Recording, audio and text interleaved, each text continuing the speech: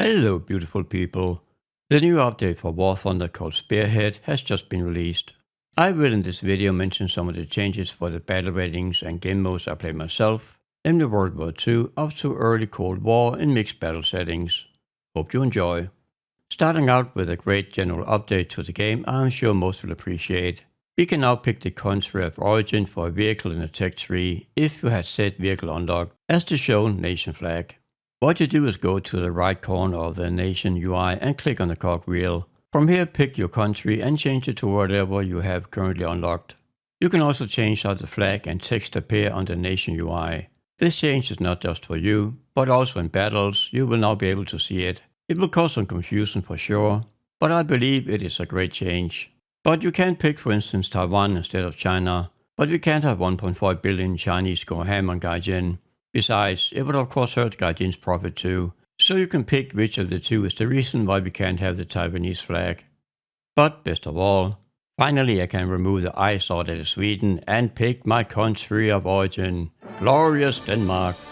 The nation that gave the word Vikings, Lego, Ozempic, Hans Christian Andersen, and best of all, the first country in the world that legalized pornography. So give old Denmark a silent thank you the next time you furiously choke the chicken to the porn we all know you watch, you little pervert.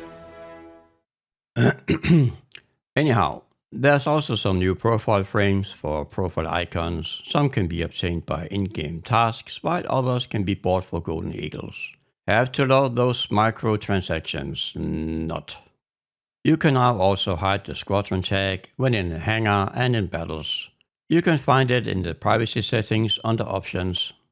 Daily universal backups have been added. Players can now access up to 5 daily universal backups, which can be used to respawn in any vehicle in any game mode. Some graphical updates. The visual effects for bullets impacts for smaller caliber weapons have been updated. Smoke trails from rockets are now not lingering for that long. I do appreciate that fix. And a fix for white smoke when driving on sandy surfaces. And oh boy, sound changes. One of the Achilles heels of this game. Frankly, I don't think they will ever get the sound design to work properly. Anyhow, the track sounds of other players now sound louder. Bomb explosions now muffle other game sounds at a significantly shorter distance than before. The firing sounds for the player's aircraft cannons now correspond to the number of cannons fired of the same type. Thai and Dutch vehicle crews now have their own voiceovers in their national languages. That is excellent, more of that please. And echo sounds from ground vehicles in urban environments have been made more natural. This update also gave us some new World War II vehicles to enjoy and loathe. France, via the Netherlands, has introduced the battle rating 2.3 Fokker D-23. This cool little dual-engine twin-tailed fighter is equipped with light machine guns and the Swedish 13.2mm Arkan heavy machine guns, capable of firing high explosive rounds. Looking forward to trying this one out. My favorite nation, Britain, has gained a great new version of the Mosquito, the Mosquito B Mark 16. This is a squadron vehicle, but you can outright buy it for 1,300 golden eagles, which I already did. This is a bomber version of the aircraft, capable of carrying a wide variety of secondary weapons, including the 4,000-pound blockbuster bomb, also called Cookie Cutter. It can also carry 250 and 500-pound bombs and Uncle Tom and RP-3 rockets.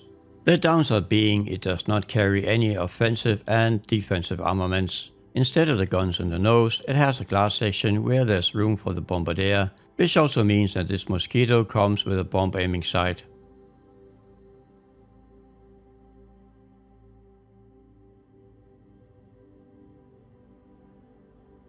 On the dark side, we have for the USSR a new T-3485, the T-3485 STP.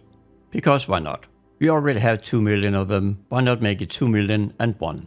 And this one comes with a stabilizer. Same kind of stabilizer found in the Shermans, which makes it good up to around 24 km an hour, give or take. And God help us all. The vehicle sits currently at battle rating 6.3. The reason for the higher battle rating, of course, being the stabilizer, but also because Gaijin, of course feeling sorry for poor Russia, decided to give it a post-World War II shell, the BR-367, the same shell found in the battle rating 6.7 T-44. Furthermore, Gaijin decided not to make this monster an event vehicle or premium, but instead giving this overpowered thing to the masses. And I predict awfulness to come. Now this is of course a brand new vehicle and it comes with bugs. I certainly hope this is a bug. If you look at the spot where the stabilizer should be behind, you see the structural steel element, which should be maybe 20 or 30 mm thick, but instead it is from this angle over 300 mm thick. And from the side, the element is 736 mm thick. This better be a bug. On the funny to hilarious side of things, the USSR Battle Rating 2.3 gained this little premium, the LVT-A M24. So this is basically an LVT, which stands for Landing Vehicle Tracked, with a turret of an M24 light tank. I can't wait to buy and try out this little thing. It will bring a lot of firepower to Battle Rating 2.7, but of course on a not so small chassis, but a chassis that can be hard to kill because of the ballroom of empty space. For Germany, we have new models for the production Tiger II and the premium Tiger II as well, and they do look good. In the future, the premium Tiger II with a diesel engine will have its engine compartment corrected to reflect that. The German medium bomber Junkers Ju-188A2 at Battle Rating 5.3 has a new detailed cockpit and it does look good.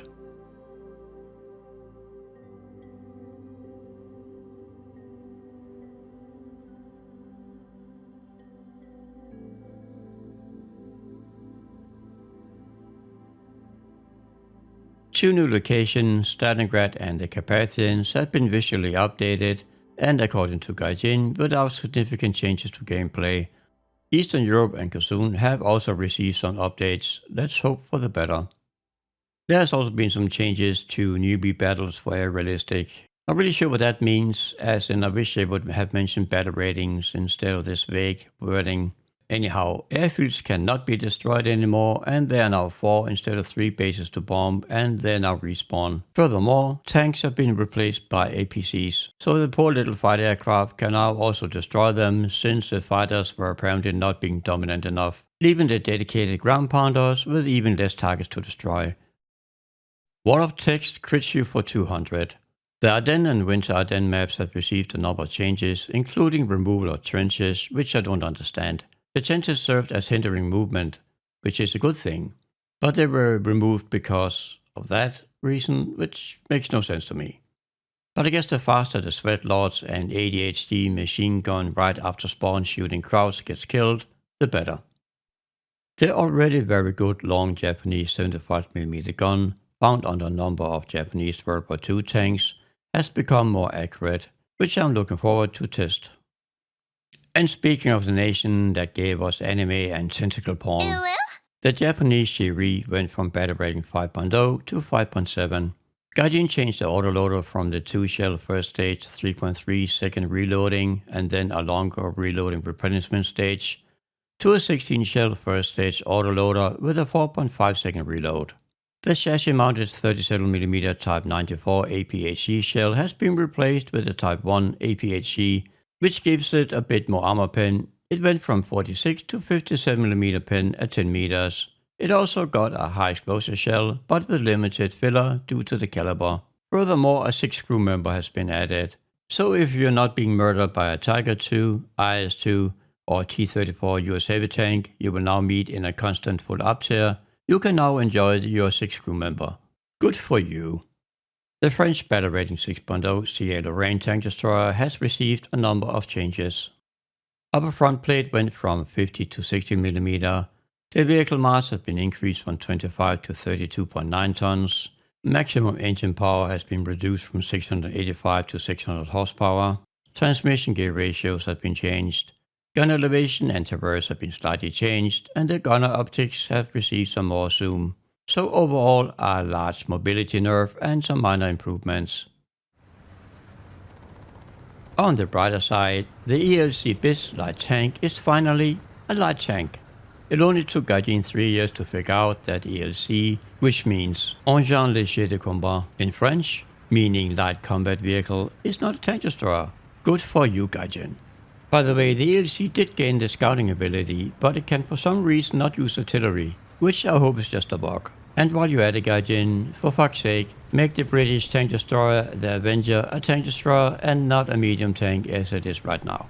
By the way, do me a favor and give the video a like or consider joining the channel's simple membership program. Or not, you ungrateful bastards. The ZSU 57-2 has had their horizontal traverse speed increase from 30 to 36 degrees a second.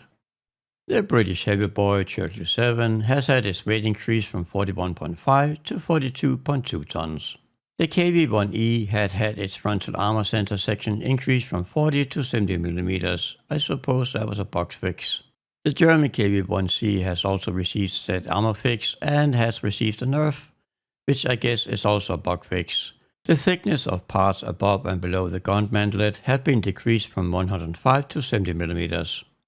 On the aircraft side of things, the Soviet Tu-1 premium attack aircraft can now carry the BRAB armor-piercing bombs.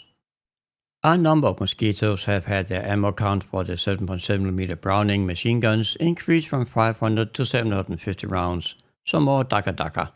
The big German flying whale, the BV-238, has had the engine fire system modification added, which is pretty nice. So this was it for what I chose to display of the changes that were reflected in the patch notes. Now there is always a very large number of changes that is not being reflected in the patch notes, and that is very sad. I wish Gaijin would just release a patch notes with all the hidden changes they also make, because a lot of those hidden changes are actually large and can impact how vehicles behave and play, but I don't think we will ever see that. Now if you run into some of those hidden changes, do let us know in the comment section. Sharing is caring. Until next time, remember to deploy your dive brakes. Have a good one.